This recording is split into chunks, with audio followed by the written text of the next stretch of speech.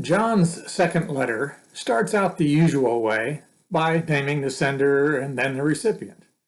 But in this case, no names are given, perhaps in case the Roman officials intercepted the letter.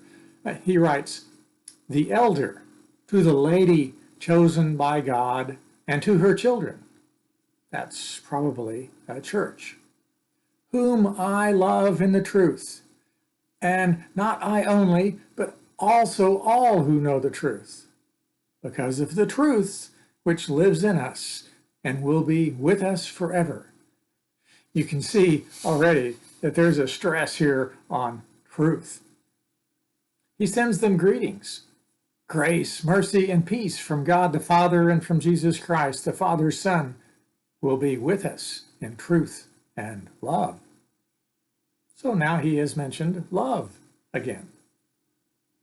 In verse 4 he writes, "It has given me great joy to find some of your children walking in the truth, just as the Father commanded us." Maybe this was a daughter church or people who had moved away from the recipient church, and they were continuing to live according to its teachings, and John found out about them. They might have filled him in on the circumstances of the parent church, and that caused John to write. So here's what he wants to say in verses 5 and 6. "And now, dear lady, I am not writing you a new command, but one we have had from the beginning. I ask that we love one another.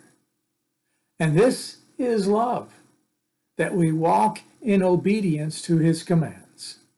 As you have heard from the beginning, his command is that you walk in love." Walking in the truth is the same as walking in love, and that's the same as obeying God's commands. We can't just make up for ourselves what love is. God has already given us some guidelines on what that is. And that's the truth.